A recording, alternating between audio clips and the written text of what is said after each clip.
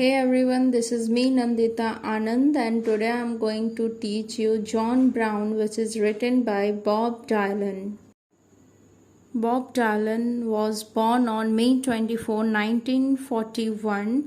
He was an eminent figure in the world of music as a singer, songwriter, musician, producer, poet and an artist.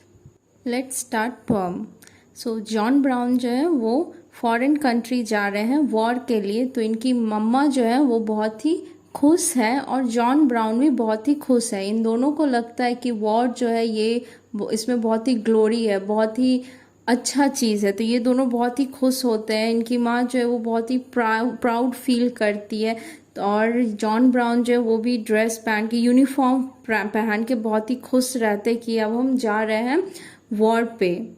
जब John brown uniform पहन के आते तो माँ बहुत ही खुश हो जाती है। वो कहती है जॉन ब्राउन को कि बेटा I am proud of you, you are making me so proud.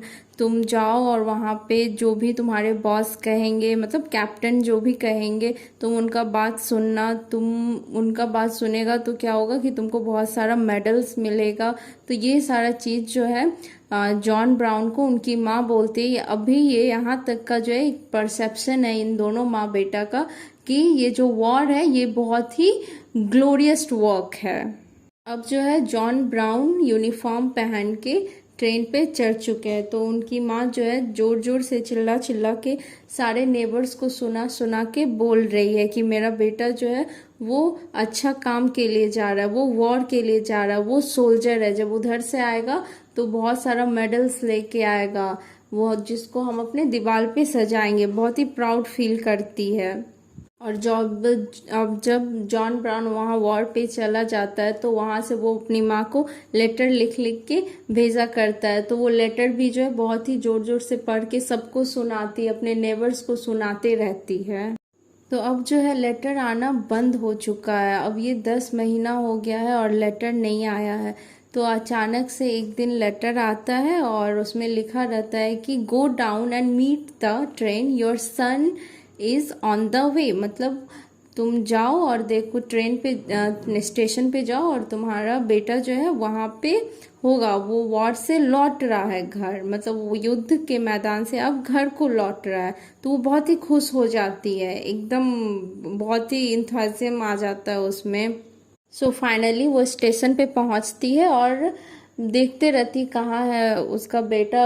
आदमी सब आते जाते रहता है, तो बहुत दूर में वो देखती है कि वहाँ पे कहीं उसका बेटा खड़ा है। तो वो उसको विश्वास नहीं होता है जो वो अपने आँख से अपना बेटा को देखती है कि हम कैसा बना के भेजे थे और उधर से वो जब लौटा है तो वो क्या बन के लौटा है। वो तो सोच रही थी कि उधर से वो बहुत सारा मेडल्स लेके आएगा, पर यहाँ पे जो वो देखी है वो कुछ और ही सीन है। वो देखती है कि उनका बेटा का जो फेस है एकदम जला हुआ है, हैंड जो है वो टूटा हुआ है। वो और जॉन ब्राउन जो है वो सीधा खड़ा हो सके इसलिए वो अपने कमर में जो है मेटल ब्रेस लगा के, ताकि वो सीधा खड़ा हो सके। जॉन ब्राउन कुछ बोलना चाहते पर वो बोल नहीं पा रहे क्योंकि वहाँ पे वॉर में बहुत सारा इनका बॉडी का डिस्ट्रक्शन हुआ है, बहुत सारा चीज जो है डिस्ट्रॉय हो चुका है और उनका चेहरा भी जो है बहुत ही हार्डली रिकॉग्नाइज किया जा सकता है। तो उनकी माँ जो है एकदम घबरा जाती है और बोलती है O tell me my darling son, pray tell me what they done. पर जॉन ब्राउन कुछ भी नहीं बोल पाते। वो कुछ बोलना भी चाहते तो वो बोल नहीं पाते क्योंकि उनका मुंह भी बहुत ज़्यादा ही इंजर्ड है। और इस तरह से माँ जो अपना बेटा को देख के अपना मुंह फेर लेती है क्योंकि वो चेहरा देखा नहीं जाता है।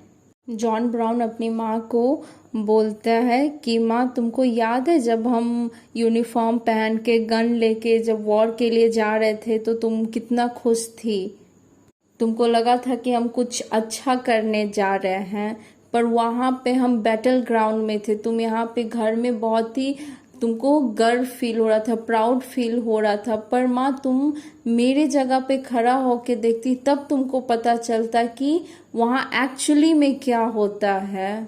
वहाँ पे जिसको हम मार रहे हैं उसको देख के लगता नहीं है कि वो उससे मेरा कोई पर्सनल झगड़ा है, बस मारे जा रहे, या तो हमको उसको मारना नहीं या फिर वो हमको मार देगा, मतलब या तो हम एनिमी हमको मार देगा अगर हम उसको नहीं मारे तो। बस वहां पे एक का खून बह रहा और एक जी के आ रहा है। सीन बहुत ही डिवास्टेटिंग था। सबसे डरावना बात, स्कैरी थिंग तो ये था कि जब मेरा एनिमी मेरे एकदम से सामने था, हम उसका चेहरा देखे, उसका चेहरा एकदम मेरे जैसा ही था।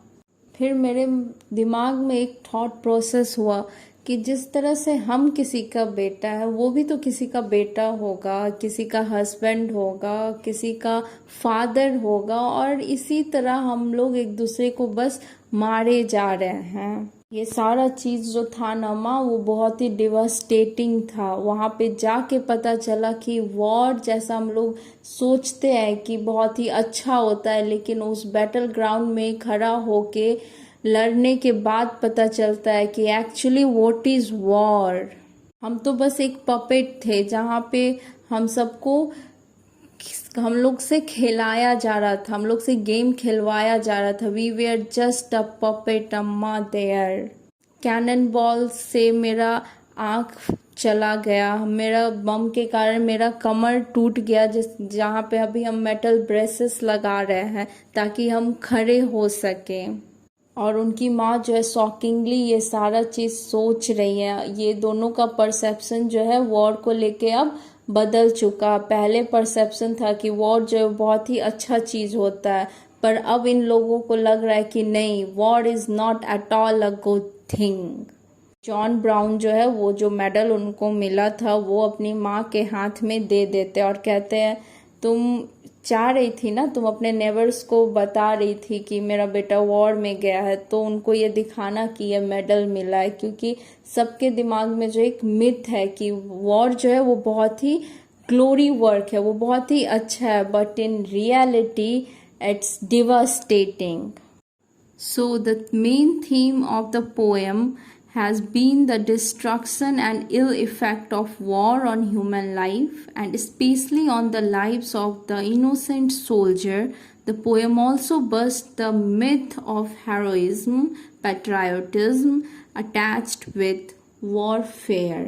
So I hope you like the poem. We will meet in next class. Till then, bye bye and thank you.